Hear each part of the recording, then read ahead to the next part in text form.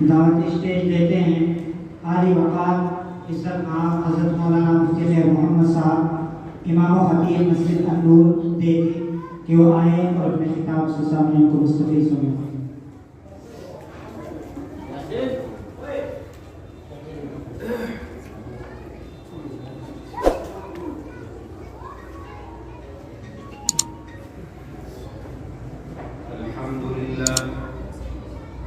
الحمد لله الأكرم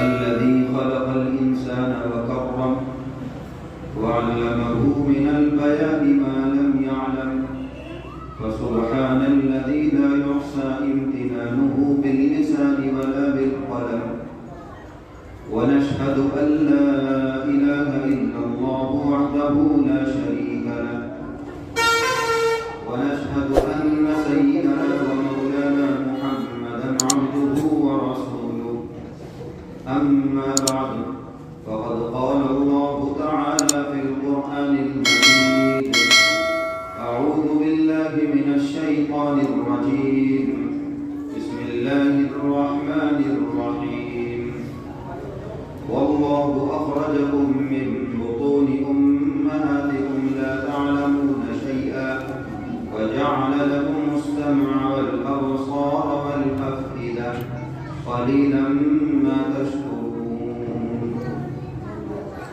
صدق الله العظيم قال النبي صلى الله عليه وسلم الدنيا دار من لا دار له ولها يجمع من لا عقل له أو كما قال عليه الصلاة والتسليم. میرے محترم بزرگوں اور عزیز ساتھیوں اور اسٹیج پر جلوہ فروز علماء نظام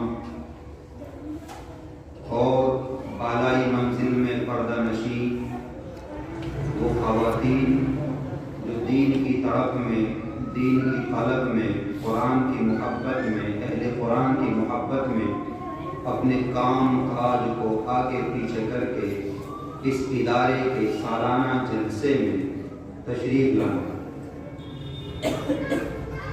اور میرا عزیزو یہ بڑی خوش نصیبی ہے کہ جس طرح کا دور چل رہا ہے اور جس طرح کے حالات ناسازگار ہیں اور دن بدن نظام بدلتا جا رہا ہے، ایسے دور کے اندر ایسے ماحول کے اندر اس طرح کے اداروں کا قیام بے انتہا ضروری ہے. کیونکہ میرا عزیزو جب تک علم نہیں ہوگا تو انسان کو یہ نہیں پتا ہوگا کہ کون کس مقام کا آدمی ہے، کس کا کیا مرتبہ ہے. کیونکہ اللہ کے نبی نے فرمایا العلم نور، علم روشنی ہے. ایک چھوٹا سا جملہ ارشاد فرما کر اور اس طرح اشارہ کر دیا ہے کہ کیونکہ جس طرح بغیر روشنی کے انسان باشعور زندگی نہیں گزار سکتا، باشعور باسلیقہ نہیں رہ سکتا. اندھیرے میں انسان ٹوپی اوڑھنے والا یہ نہیں پتا اس نے ٹوپی سیدھی اوڑھی ہے یا الٹی اوڑھی ہے. آیا وہ جلدی میں جو اندھیرے میں کاندھے پر رومال رکھ کر لایا ہے، آیا وہ رومال ہے یا کچھ اور ہے؟ اس لیے علم کے بغیر، روشنی کے بغیر انسان باشعور زندگی نہیں گزار سکتا. باشعور زندگی علم کے ساتھ ہی گزر سکتی ہے. اندھیرے میں انسان خطرے میں رہتا ہے. چلنے والے کو پتہ نہیں اس کا قدم آیا گڈھے میں پڑے گا، آیا کسی زہریلے جانور پر پڑے گا، آیا اس کا قدم کسی ایسے بجلی کے تار پر پڑے گا جو ننگا ہے اور جس سے نقصان ہوگا. تو اندھیرے میں چلنے والا انسان پرامن زندگی اور باشعور زندگی نہیں گزار سکتا. اسی لیے میرے نبی نے فرمایا العلم نور، علم روشنی ہے. اگر باشعور زندگی گزارنی ہوگی تو علم حاصل ضرور کرنا ہوگا. اور میرا عزیزو الحمدللہ ثم الحمدللہ ہمارے اکابرین نے تقسیم کے بعد، ملک کے ڈیوائیڈ ہونے کے بعد جو مدارس کا جو جال بچھایا ہے اور جو جگہ جگہ دینی قلعے قائم کیے ہیں، آج اسی کے نتائج ہیں کہ میرے اور آپ کے سروں پر ٹوپیاں ہیں، میرے اور آپ کے نام اسلامی ہیں، اور آج گلی گلی جو مکتب قائم ہے، اور آج جو چپے چپے پر مساجد ہیں، وہ ہمارے اکابر کی کاوشوں اور قربانیوں کی دین ہے۔ ورنہ جو ادھرلے پار جو لوگ گئے تھے وہ میرے اور آپ پر ٹون کس کر گئے تھے، میرے اور آپ کے بارے میں یہ خیال کر کے گئے تھے کہ شاید ان کی اگلی نسل مسلمان نہیں بچے گی، لیکن اپنے اکابرین کے لیے دعا گو ہوں کہ اللہ ان اکابرین کی قبروں کو نور سے منور فرمائے، جنہوں نے ہمارے ایمان کے تحفظ کے لیے، ہمارے اسلامی تشخص کو باقی رکھنے کے لیے یہ ادارے قائم کیے۔ اور میرے عزیزو، آپ نے آج دیکھ رہے ہیں آپ کہ دن بدن بے حیائی کا کیا دور گزر رہا ہے، اور بے حیائی کس چرم سیما پر ہے، کس عروج پر ہے۔ ایسے پرفتن دور میں اور ایسے نفسا نفسی کے دور کے اندر جس ادارے کے بقا کے لیے آج اور میں یہاں، آپ اور میں یہاں اکٹھا ہوئے، کیونکہ اگر دین عورتوں میں، خواتین میں باقی رہے گا تو نسلوں میں آئے گا۔ بزرگان دین کہتے ہیں مرد پڑھا فرد پڑھا، عورت پڑھی خاندان پڑھا، مرد کی دینداری دہلیز تک، عورت کی دینداری نسلوں تک۔ میرے عزیزو، اگر ایک آدمی دیندار ہے اپنی ذات کے اعتبار سے، اور وہ دین کو فقط اپنی ذات تک محدود رکھے ہوئے ہے، اپنے گھر کو اس اسلامی دائرے میں، اس دینی فضا میں نہیں لا رہا ہے، تو ایک نہ ایک دن وہ اپنی دینداری میں کہیں نہ کہیں کمزور پڑ جائے گا۔ یہی اکابرین ہمارے مرکز نظام الدین سے یہی کہتے ہیں کہ گھر کی تعلیم کو لازم پکڑو۔ کیوں؟ جس گھر کی مستورات، جس گھر کے افراد دیندار نہیں ہوں گے، وہاں مرد کی دینداری خوشخوشی اور کھوکھلی ہوگی۔ اسی طرف کو دیکھ کر اور انہی حالات کو دیکھ کر ہمارے بزرگوں نے اور ہمارے طبقے کے لوگوں نے، جیسے کہ حضرت قاری عبدالرحیم نے آپ کے محلہ دربار کے اندر آپ کی بچیوں کو اسلامی لباس میں لانے کے لیے، آپ کی بچیوں کو خدمت گزار بنانے کے لیے، آپ کی بچیوں کو اچھی اولاد دینے والی بنانے کے لیے میرے عزیزو یہ ادارے قائم کیے ہیں۔ اس لیے کہ ماں اگر دیندار ہوگی، ماں صوم و صلاۃ کی پابند ہوگی، ماں کے اندر دینی حمیت ہوگی، تو بچے کے اندر وہ کوٹ کوٹ کر بھر دے گی۔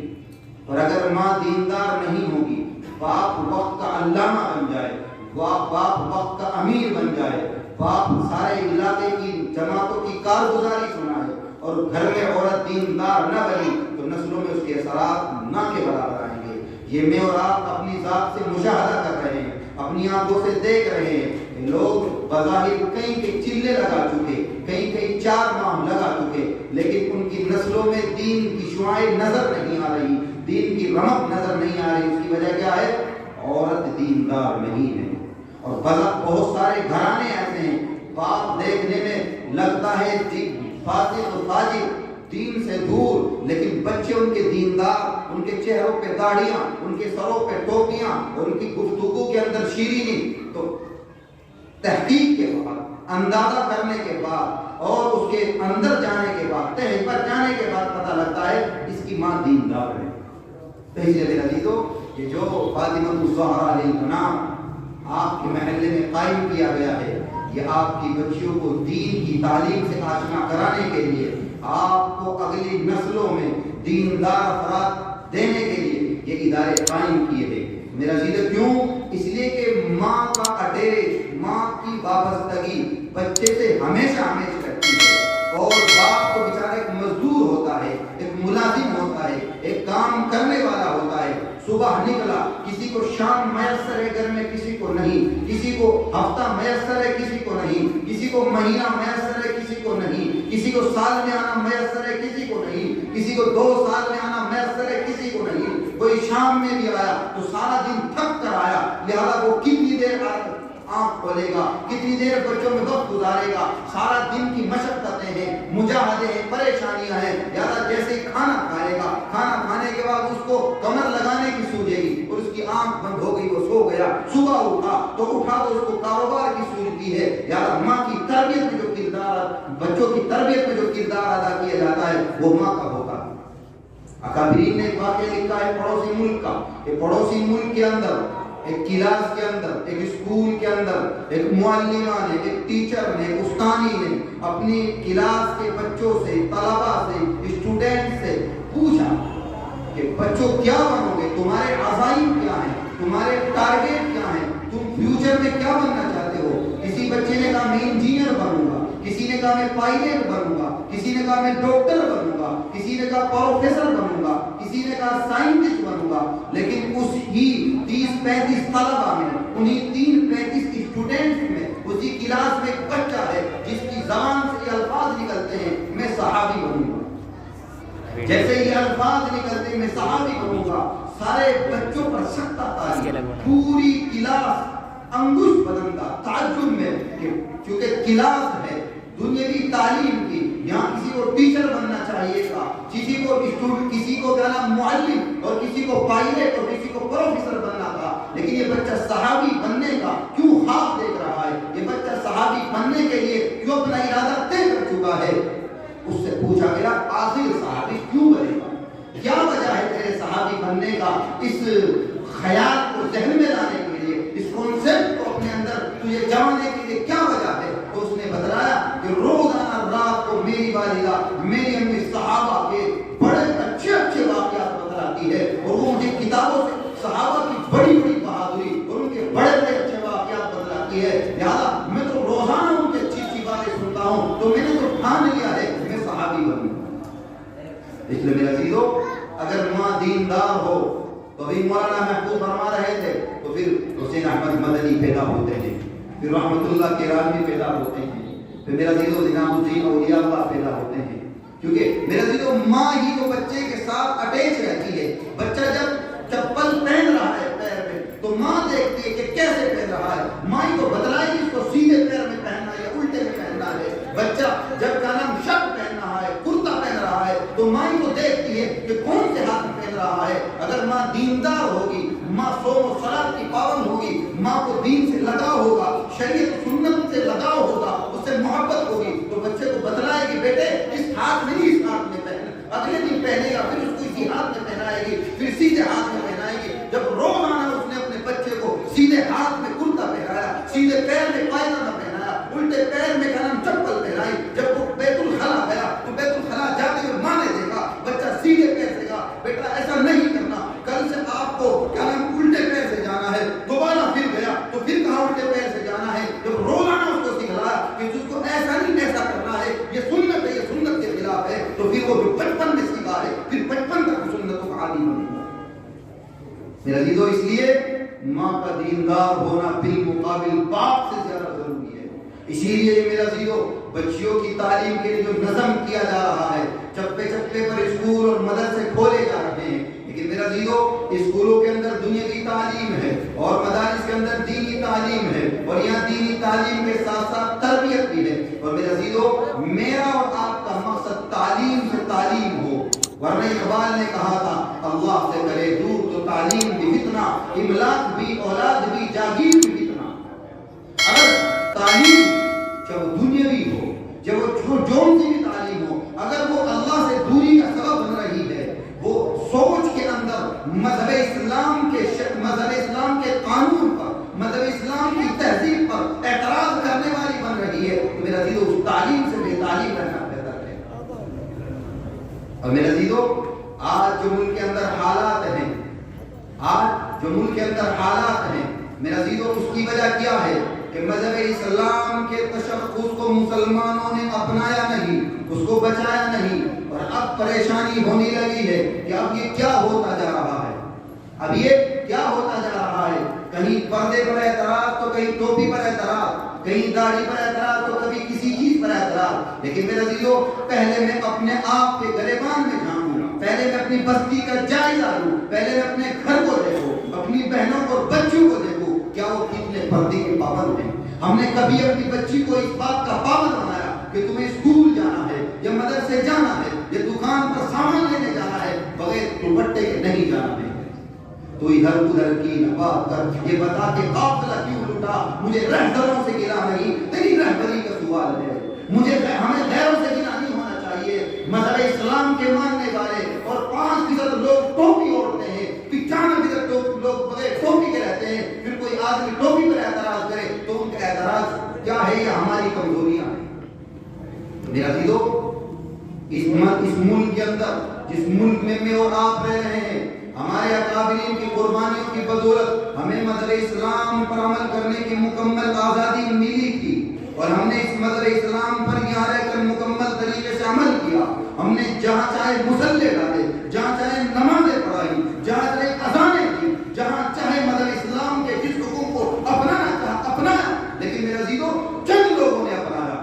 آج اس آزادی کے اندر گھٹن محسوس ہونے لگی اور وہ آزادی جو مجھے اور آپ کو ملی تھی ہماری ناقدری کی وجہ سے، ہماری غفلت کی وجہ سے، ہماری اس سے بے اعتمادی کی وجہ سے اس آزادی کے اندر کمی آنی شروع ہو گئی. ہم اب جہاں چاہتے ہیں وہاں نماز نہیں پڑھ سکتے. اب دھیرے دھیرے کیوں؟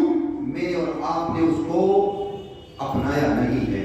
ورنہ اسی ملک میں رہنے والی دوسری قوم بھی ہے جو 90% اپنی پگڑی کو کسی بھی حال میں جہاں بھی ہو، جس ملک میں بھی ہو، جس ڈپارٹمنٹ میں بھی ہو، جس ماحول میں بھی ہو، وہ اس کو اتارتی نہیں ہے. چاہے کمپنی سے نوکری چھوٹے تو چھوٹے، چاہے میرا عزیزو مالک ناراض ہو تو ہو، چاہے کیا دنیا کو لات مارنی تو پڑے، لیکن وہ اپنی پگڑی کو نہیں اتارتی. اور مذہب اسلام کا شیدائی، مذہب اسلام کا ماننے والا، اپنے آپ کو عبداللہ کہنے والا، رسول اللہ سے اپنی نسبت جوڑنے والا، وہ مسجد سے نکلتا ہے تو اپنی ٹوپی کو اتار دیتا ہے. اس کو کہا جائے کہ دکان پر ٹوپی نہیں چلے گی، کوئی بات نہیں، اتار دیتا ہے. تو میرا عزیز، آج اس کی پگڑی، آپ پاسپورٹ میں جائیں گے تو سلامت ہے، آپ آدھار کارڈ بنانے جائیں گے تو سلامت ہے، آپ کی ٹوپی پاسپورٹ بنانے جائیں گے تو نہیں ایکسپٹ کی جائے گی، آدھار کارڈ بنوانے جائیں گے نہیں قبول کی جائے گی. کیوں؟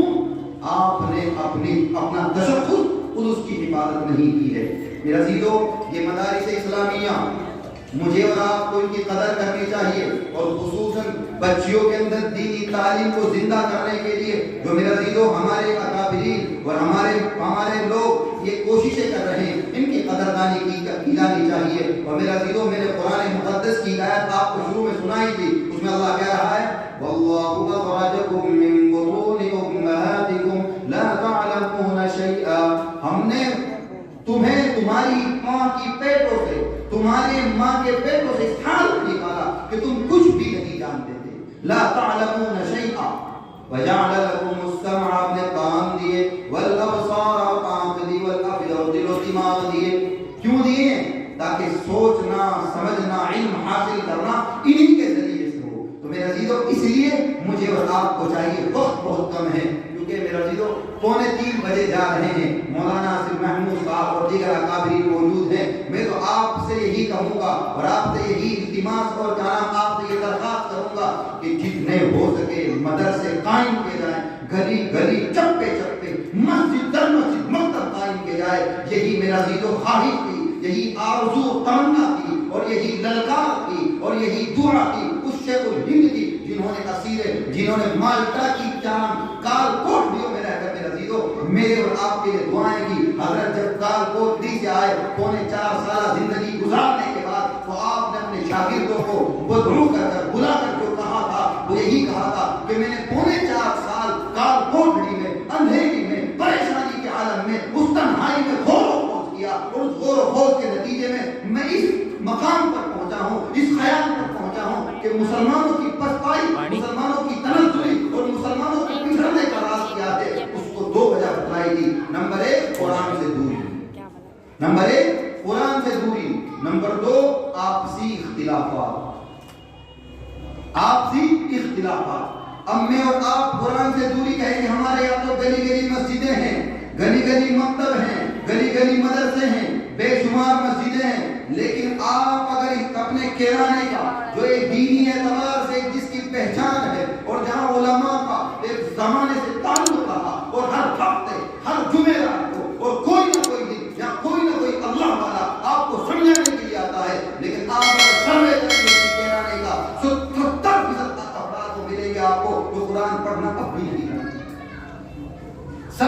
100% افراد آپ کو ملیں گے جو قرآن پڑھنا اب بھی نہیں جانتے. حالانکہ قرآن کے لیے سب سے بڑی کتاب. اپنا مکان بناتا ہے تو قرآن سے افتتاح کرتا ہے, دکان شروع کرتا ہے تو قرآن سے افتتاح کرتا ہے, کاروباری پریشانی آتی تو قرآن خانے کا کر دعا کراتا ہے, کوئی مشکل میں آتا ہے تو مشکل کے لیے قرآن سے سہارا لیتا ہے. لیکن 70% تعداد وہ جو قرآن کو اب بھی پڑھنا نہیں جانتی. اور میرا دل قرآن فقط پڑھنے کے لیے نہیں آیا, قرآن کو سمجھنے کے لیے آیا ہے.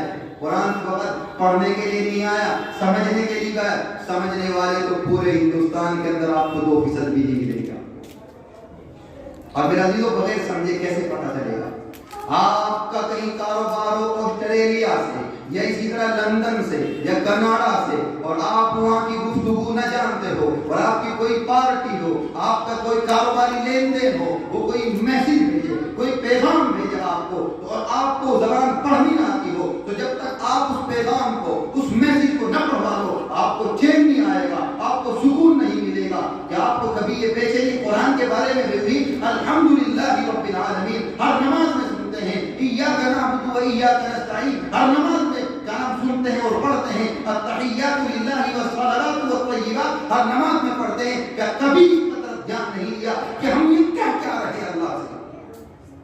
کبھی کہا نہیں کہا.